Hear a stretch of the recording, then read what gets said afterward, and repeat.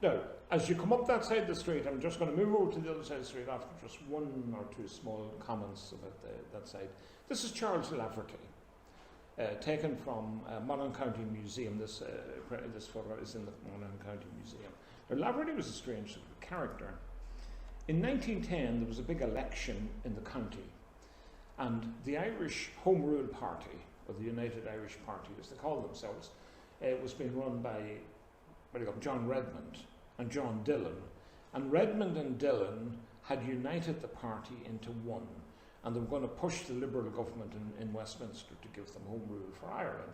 But there was 2 or 3 mavericks in the country who'd been elected to Parliament in Westminster, and Redmond and Dillon wanted rid of these, what they called factionists, right?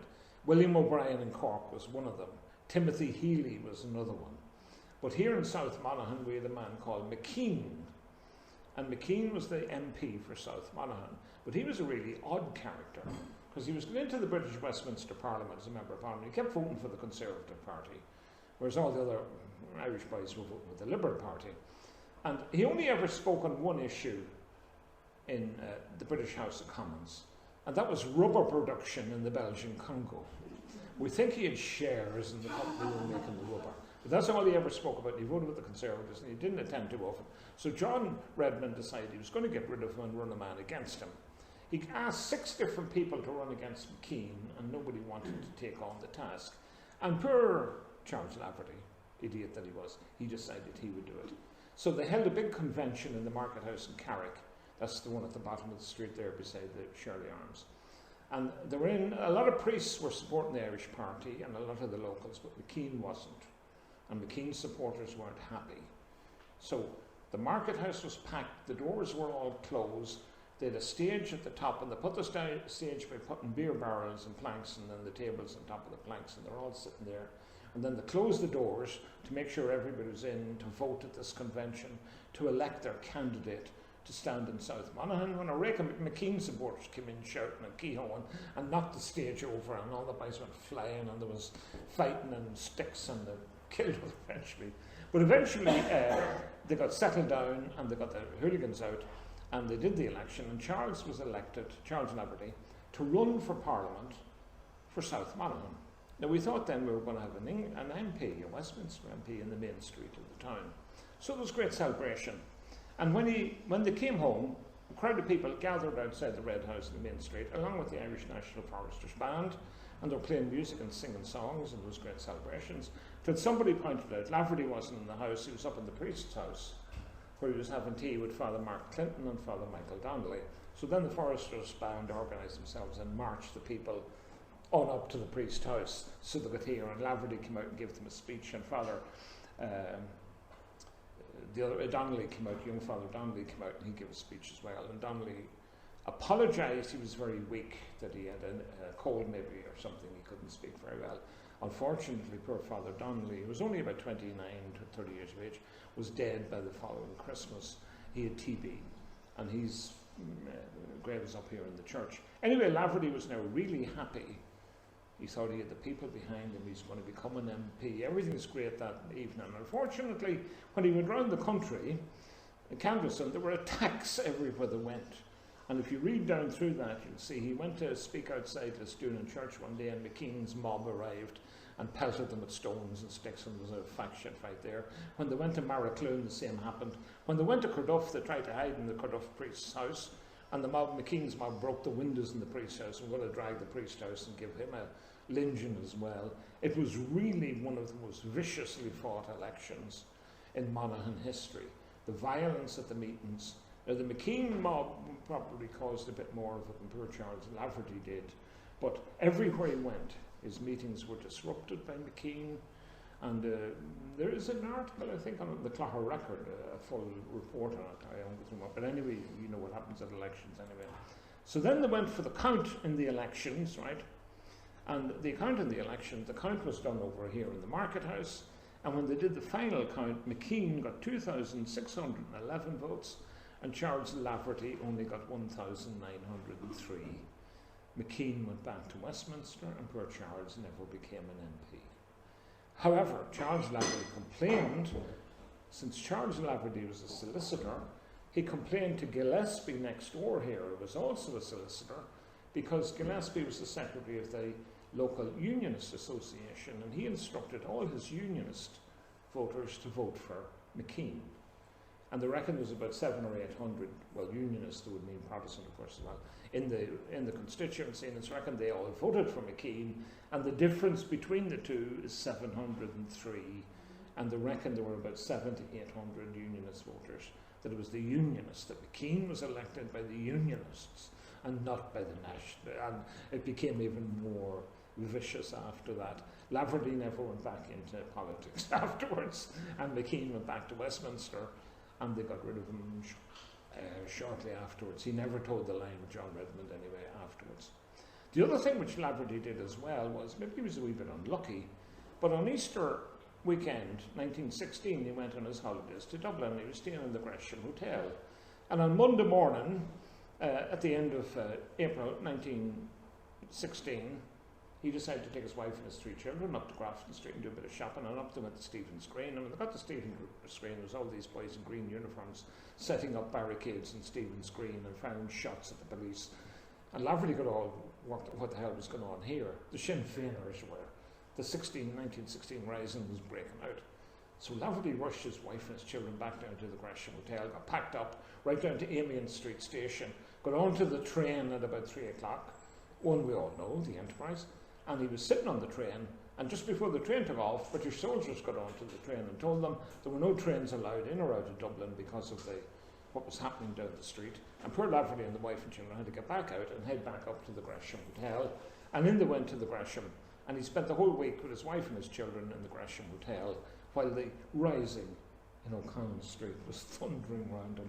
And he has a whole description, well worth reading, it's in the Dundalk Democrat, of spending that whole week, and the shooting that was going on the Monday and the Tuesday and the Wednesday, and snipers and bodies lying in the street and the whole lot.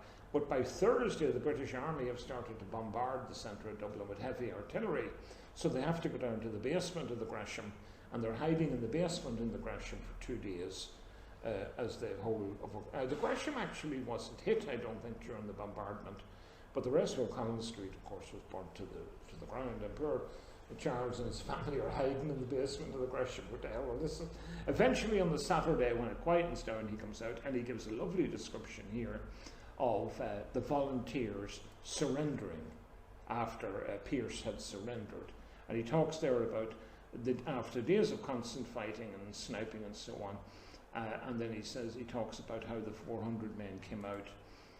Here it is here.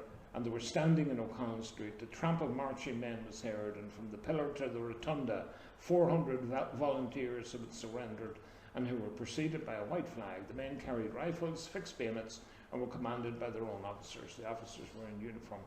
At the rear of the procession, they also carried a white flag. Finally, 40 of them were youths. Eventually, they formed up in single file the whole way down through the middle of O'Connell Street, from the rotunda to the pillar, and they laid their guns on the ground and then were taken off as prisoners by the British authority. So Laverty was in the middle of the 1960s. An unlucky man, I think. He's always in the wrong place at the wrong time. But his description of 1916 and being an innocent, well, not participant, but in that is there. This is just very quickly on the Hope Arms. I'm not going to, it's got a long history. This was when the Hope Arms was sold. Quite unusually, after George Skeffington sold the hotel round about 1880, it was bought by a man called David Wood, and David was an auctioneer as well as running the hotel, and he died the week before the census in 1901. So the hotel was closed when the census was taken, so there's no record of who was in the hotel, and that was the last weekend in April of 1901. And this sale of the hotel took place the first week in May 1901. His executors were very quickly to get the hotel sold. And this is a whole description of what the hotel was like in 1901.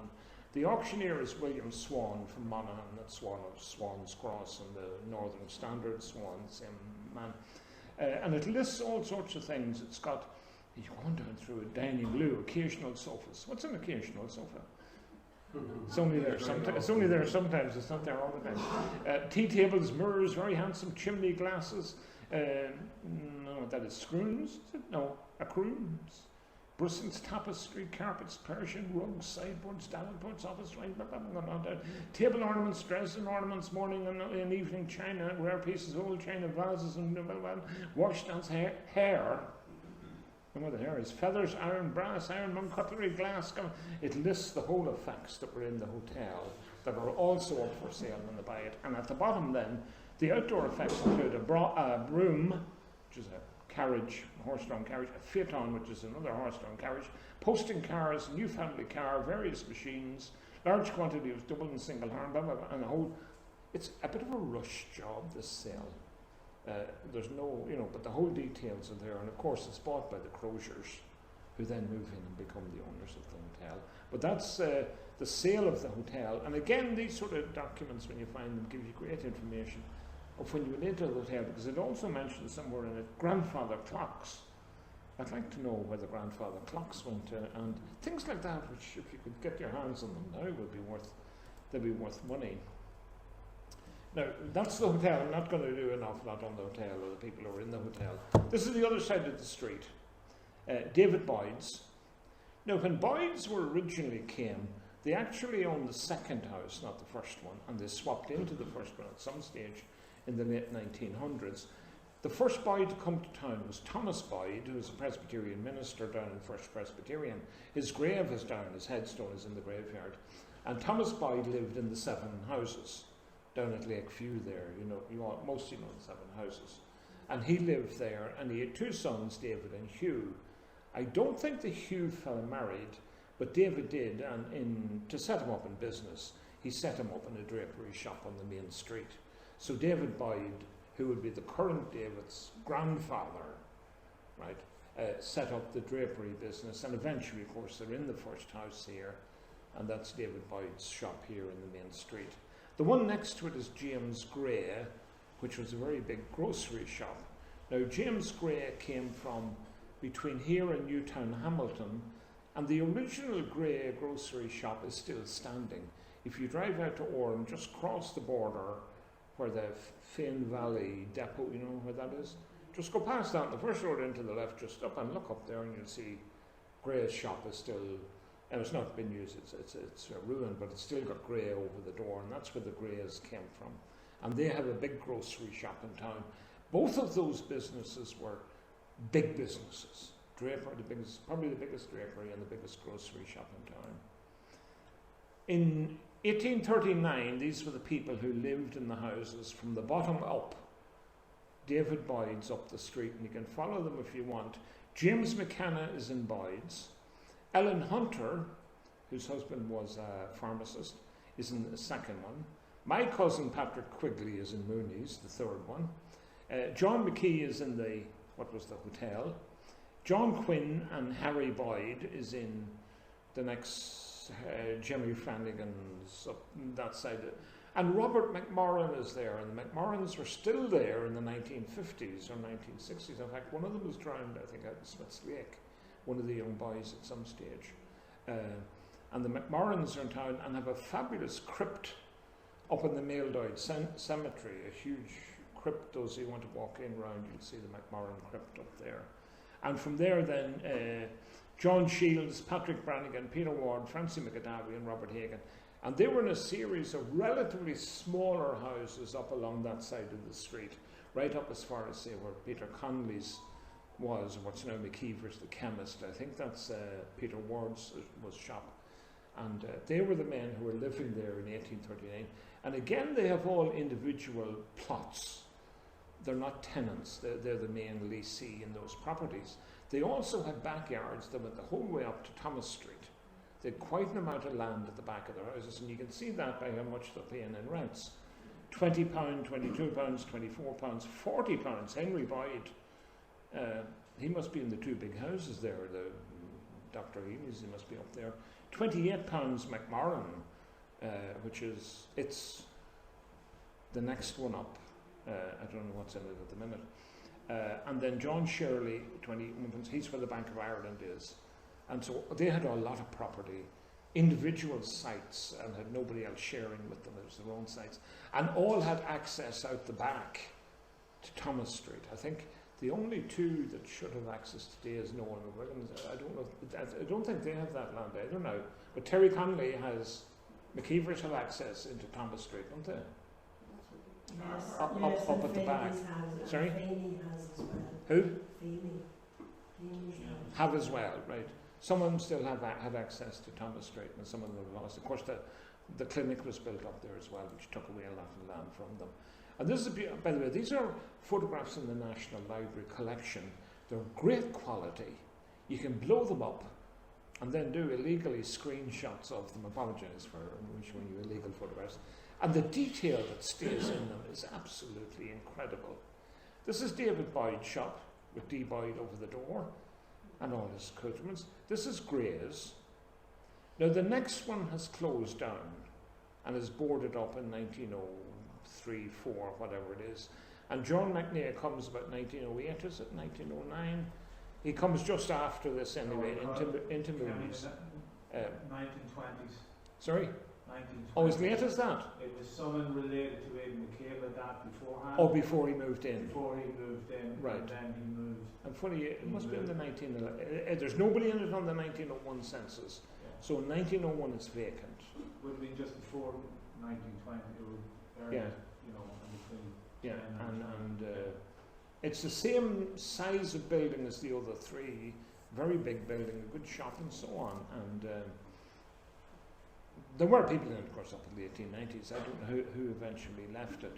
The hotel is there, and the hotel is owned by Flemings at this stage, and it's a temperance hotel, meaning the people in it have to be teetotalers, and, well, they wouldn't sell and drink anyway, but anyway. And then you have the two big houses, and then the business premises. And there's a lovely sense of size. Every one of these houses are 3 stories.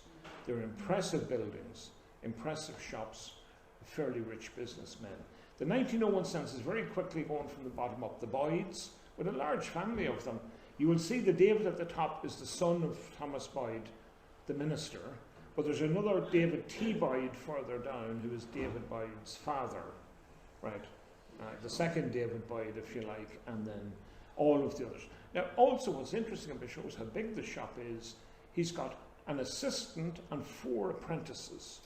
These are shop girls and shop boys, which is a lot of staff in a shop in the town. And then when you move into James Gray, you'll see he's got 2 apprentices as well in his draper's shop, 2 shop boys or shop girls helping him out.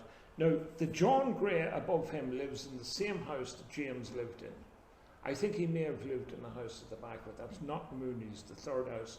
The 4th one up is unoccupied, and that's the one that Mooney's are in. It's now the angling store. It was boarded up in 1901. And then Fleming's, which is the hotel, the Temperance Hotel, Robert and Rachel. And you can see all the lodgers who were in it. Dackett and Doyle and Harvey. He's got 3 or 4 lodger, meaning customers staying in the hotel that night. And then Elizabeth Rooney is living in Jerry Flanagan's shop. Some nice advertisements here. Peter Daly was next door to Mrs. Quinn, up beside the bank. Fleming's Commercial Hotel. Luncheons, dinners, teas on shortest notice. Charges moderate. Okay. John O'Brien, of course, is the spinning wheel. And Thomas Sheridan at the top is up at Jerry Carr's before Jerry comes in. And then, of course, we have Mooney's Shoe Shop and, well, embarrassed Colette,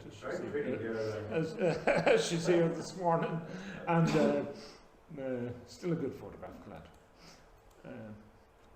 Now, next door we have the hotel. I'm going very quickly through the hotel. We're now trying to get a wee bit closer to time here. We're heading for 12:30.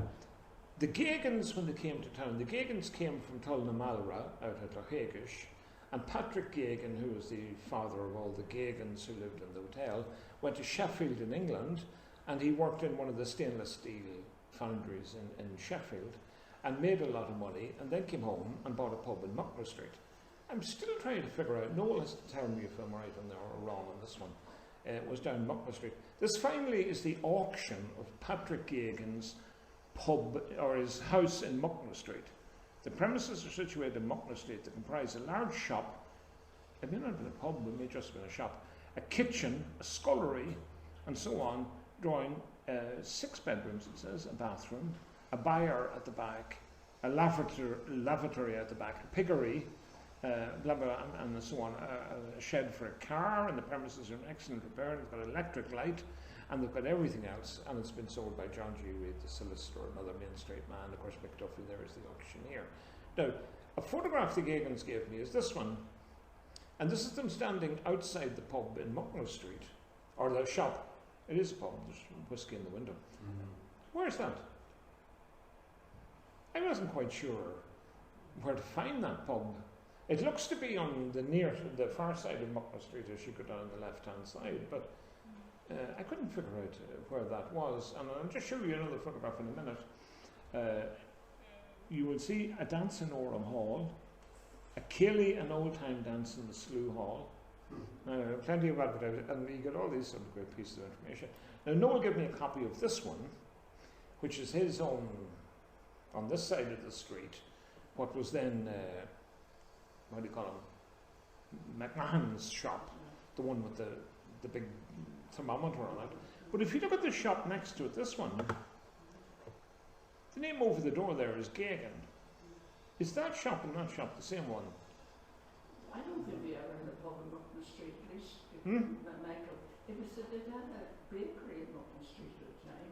But it says, when you look at that photograph, it's got, you think, well, no, I'll ask Michael Gagan again, but he says that photograph was taken in Monaghan Street before they moved to the hotel. Now, maybe it's not, maybe that's the hotel, is it? There's no seat out the front, or it's got a double door, it's a strange door on it, and it doesn't even look like what the hotel looks like, I don't know. It's a mystery. I'll come back to Michael Gagan maybe and try and find out a bit about it. The pub door, and then the other door on the right hand side is where you went into the residence. Is what? You see the pub door Yeah. on the Main Street, and then the next door was where you went into the private part or the Of the hotel. Yeah. You think that's the Central Hotel photograph? Yeah. The bottom one, yeah? I thought it was, Joe, when I saw it. Michael Gagan insisted to be different. Sorry? The window would be different. Would be different, At yeah. that time, the window wasn't as big. Yeah, but they did have a shop in Monaghan Street. Now the question is that the shop they had in Monaghan? Because it does say Gagan over the door. Was that the one they were in initially? No, he wasn't in it very long, right? He would have come home from Sheffield with his money and started the business, and he was only a few years in it, and then he moved up and bought the Central Hotel. So it wasn't that long, and it just we've got this photograph beside, what do you call him, Phil Tom McMahon's. Another mystery anyway, we won't waste a lot of time on it. This is, of course, a crowd of people celebrating in the Central Hotel.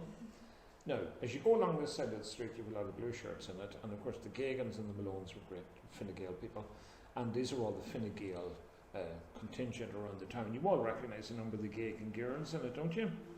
And the man with a very distinguished tie in almost the middle of the picture it's Leo Burns. I think it looks like Leo anyway, and they're all having a great celebration because there was a very important visitor to the town. The man with the glasses down the bottom right hand side of the picture was a very distinguished visitor, and of course that is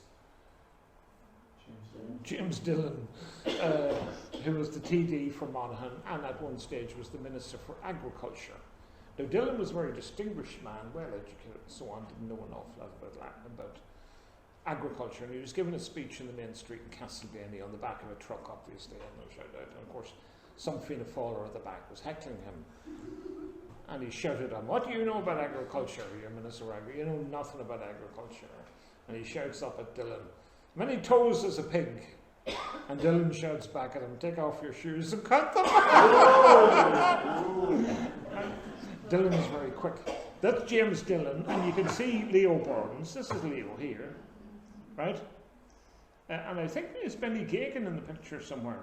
And now the collection of people around the countryside, all the Carvilles and the Malones and the Gagans and all those good Fine Gaelers would all be in the picture. And certain Fianna Fáiler, so you don't have senators not in it, any of those less important people. And this is some other party that was in the, I think was in the Central Hotel, but it's not a political meeting. I'm not even exactly sure whether it's a birthday for your mother, because she's sitting very prominently in the middle of the picture, right? Isn't that her there? Yeah. Now, she's the only one who seems to have a chair, and looks like the centre of attention. That's Mrs. Colette's mother. Now, the other people in the photograph we all know. Jimmy Flanagan is here at the front. This is Timmy Byrne. That, of course, is Tommy Carraher.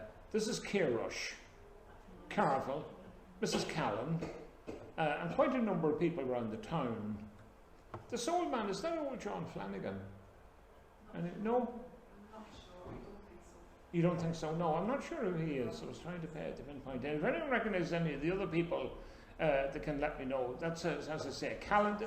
This could be one of the Gagans, I'm not sure. Callan, Carville, Rush, Mrs. Mooney, Jimmy Flanagan. They're all from that side of the main street. They're like neighbours who've got together for something. And because your mother's in the centre, I thought maybe she was the centre of the party or something. And they're all enjoying themselves at a party, but it's good to see anyway. Now, the people who are in this side of the street, and this would be my father's recollection, as you're coming down this side of the street, you've David Boyd, James Gray, John McInerney, McGee's Hotel, he remembers it as. This is after the Flemings had sold it. And then Fleming the barber had a shop where Jimmy Flanagan is, so he'd moved, the Flemings had left the hotel. John G. Reid, the solicitor, was in Dr. Healy's. Now, his wife was the organ player for about 40 years up in St. Mildides, and she's got a stained glass window dedicated to her in the church. She was one of the Tophams. Her father was a Church of Ireland minister as well, and her grandfather as well. Sorry, yeah, her grandfather was as well. Robert McMorran, the McMorrans were in the next house, the next of the two big houses. Oh, sorry, go back a minute. Then you have Charles Craig. Charles Craig is in McKeever's, the chemist shop. James Carraher is another of the locals who comes in the 1870s. Now, when you look at all the people I've mentioned, my great-grandfather came in from Derry Island, which is just out the Lahigish Road. Mulligans came in from Aniala. They had a farm opposite Aniala Chapel. James Carraher was only out on the Monaghan Road here, a couple of miles. All these families are local families of the vicinity.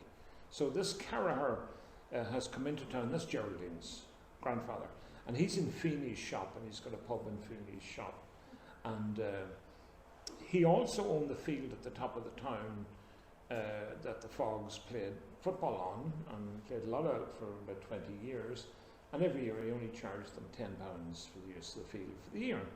And then the next one year he decided to charge them £100 for the use of the field, and so they left him.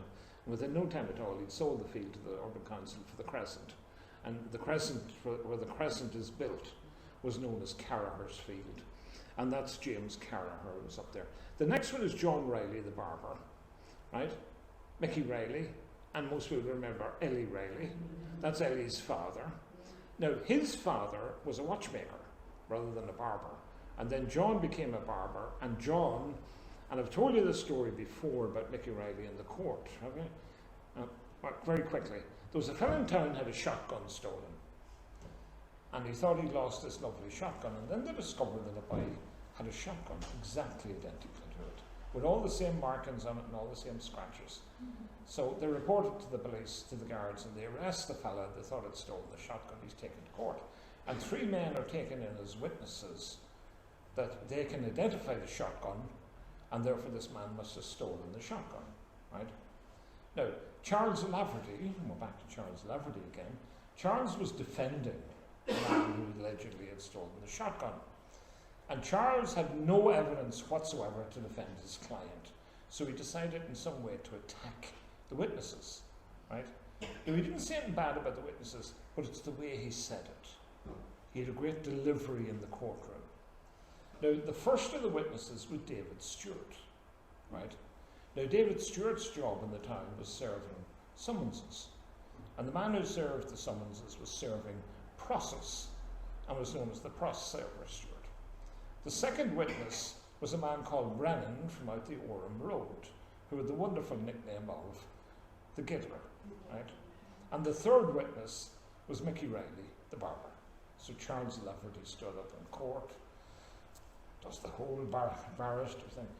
Ladies and gentlemen of the jury, my innocent client here has been threatened with his freedom for stealing this shotgun.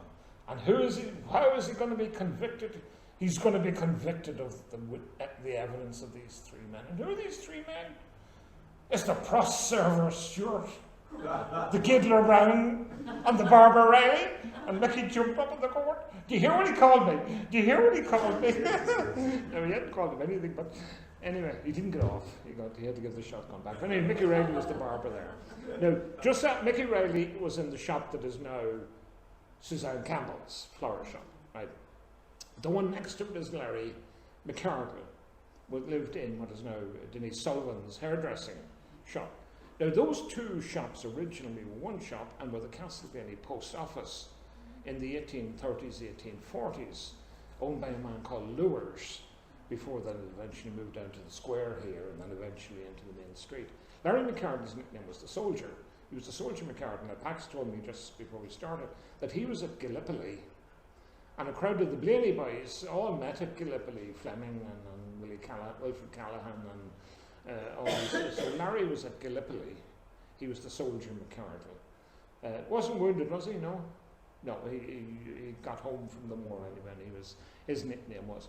Now, when you extend it to Denise Sullivan's and go up that gateway, you know there's the factory up there, the McDonald's. There were two houses up that yard, and the families who lived in it, one was Hanratty, a man called Tom Hanratty, whose nickname, strange enough, was the Rat Hanratty, I don't know why.